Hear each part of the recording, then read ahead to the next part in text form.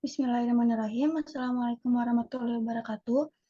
Yang kami hormati Bapak Edi Nuryadi sebagai dosen pengampu mata kuliah pengantar bisnis. Berikut hasil kerja kami kelompok 3 yang beranggotakan Yunita Dewi dengan NIM 027, Sylvie Nurindasari dengan NIM 302, dan saya sendiri Bella Amanda dengan NIM 003.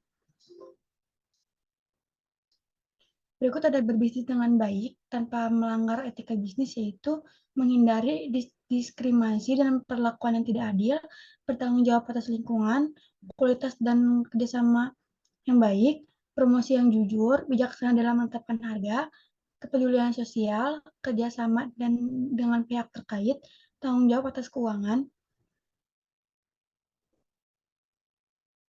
Berikut ada ringkasan masalah, yaitu pada pandemi COVID-19 terjadi perilaku panik buying atau penimbunan susu berbrand oleh masyarakat Indonesia.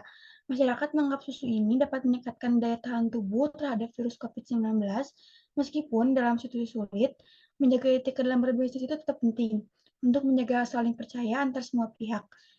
Oleh karena itu, sangat penting untuk mengikuti prinsip-prinsip transparansi, tanggung jawab, sosial, kejujuran, kerjasama yang adil, dan praktik bisnis yang beretika.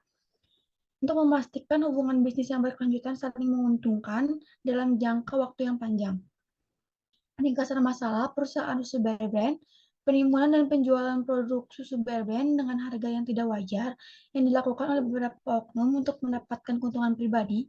Tindakan ini melanggar etika bisnis dan merugikan masyarakat. Oleh karena itu, sangat penting bagi perilaku bisnis untuk mengikuti prinsip-prinsip integritasme, tanggung jawab sosial, dan persaingan yang sehat untuk memastikan bisnis berjalan dengan baik, adil, serta tidak merugikan pihak manapun. Selanjutnya akan dijelaskan oleh Yunita.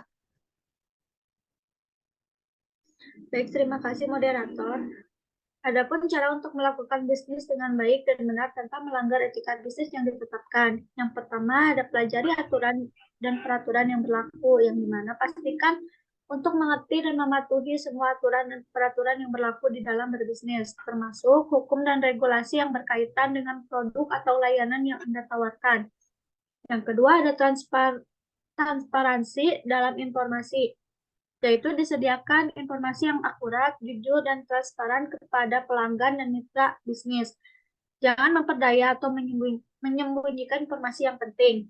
Yang ketiga, ada air minum yang aman. Pastikan bahwa produk yang Anda tawarkan aman bagi konsumen dan telah melewati semua standar kualitas dan keamanan yang berlaku.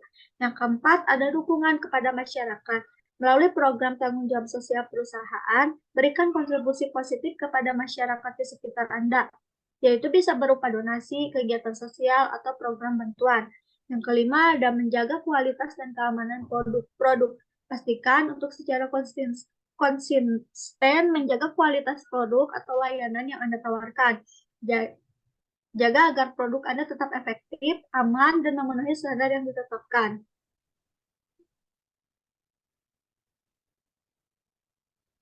Yang keenam, ada komunikasi dengan jujur. Jangan menyesatkan atau menyembunyikan informasi penting tentang produk atau layanan Anda dalam upaya untuk meningkatkan penjualan. Jaga agar komunikasi dengan pelanggan dan mitra bisnis selalu jujur dan transparan. Yang ketujuh, ada lindungi kepentingan mitra bisnis. Jaga agar hubungan dengan mitra bisnis Anda tetap adil dan seimbang. Jangan memanfaatkan kelemahan atau kekurangan mitra bisnis Anda untuk menjadi keuntungan pribadi. Yang kedelapan, ada hindari persaingan yang tidak sehat. Jangan melibatkan dalam tindakan monopoli, penipuan, atau sabotase dalam persaingan. Bertindaklah dengan etika dalam persaingan bisnis. Yang kesembilan, ada perlindungan data dan privasi. Pastikan untuk menjaga kerahasiaan data pelanggan dan mitra bisnis. Yang terakhir, ada perlakukan mereka dengan hormat dan menjaga dan menggunakan informasi pribadi mereka tanpa izin.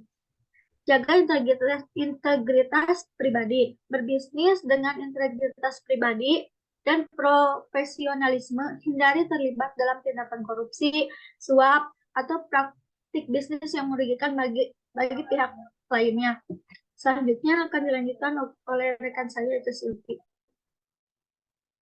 Baik, terima kasih. Selanjutnya saya akan memaparkan mengenai cara berbisnis yang baik tanpa merugikan pihak manapun dapat dilakukan dengan mengikuti prinsip-prinsip berikut ini. Yang pertama itu ada etika bisnis dengan cara menjalankan bisnis dengan prinsip etika yang tinggi dan bertanggung jawab terhadap kepentingan semua pihak terlibat dalam bisnis, termasuk pelanggan, karyawan, mitra bisnis, dan masyarakat. Lalu yang kedua itu ada transparansi, di mana menyediakan informasi yang jelas dan akurat mengenai produk atau layanan yang ditawarkan, harga, kebijakan atau refund atau garansi, serta kondisi bisnis secara keseluruhan. Yang ketiga ada kualitas produk atau layanan dengan menyediakan produk atau layanan berkualitas tinggi yang memenuhi kebutuhan dan harapan pelanggan, memastikan bahwa produk atau layanan yang ditawarkan tidak membahayakan pelanggan atau masyarakat. Yang empat ada harga yang wajar, menetapkan harga yang adil dan kompetitif untuk produk atau layanan sesuai dengan kualitas yang diharapkan. Yang kelima, ada keadilan dalam hubungan bisnis, memperlakukan semua mitra bisnis dengan adil, baik itu pemasok, kontraktor, atau agen penjualan. Next. Lalu, ada tanggung jawab lingkungan, menjaga dampak bisnis terhadap lingkungan sekecil mungkin, menggunakan sumber daya secara efisien, mengurangi limbah dan emisi, serta mempromosikan praktik bisnis yang ramah lingkungan. Kepatuhan hukum beroperasi sesuai dengan hukum dan peraturan yang berlaku, memiliki lisensi dan izin yang diperlukan untuk menjalankan bisnis yang tidak merugikan pihak manapun. Lalu ada peningkatan karyawan, memberikan kesempatan pengembangan dan pelatihan kepada karyawan, serta menghargai kontribusi mereka dalam berbisnis. Lalu ada kualitas pelayanan pelanggan, memberikan pelayanan pelanggan yang baik, responsif, dan ramah, mendengarkan dan menanggapi masukan dan keluhan pelanggan dengan cepat dan memperbaiki kesalahan yang terjadi.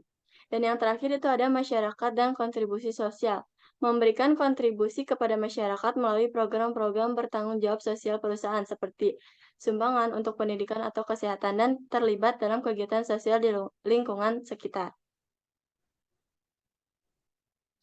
Baik, terima kasih atas rekan-rekan sekalian atas penjelasannya. Terima kasih juga kepada Bapak Edi atas perhatiannya. Sekian dari kami. Wassalamualaikum warahmatullahi wabarakatuh.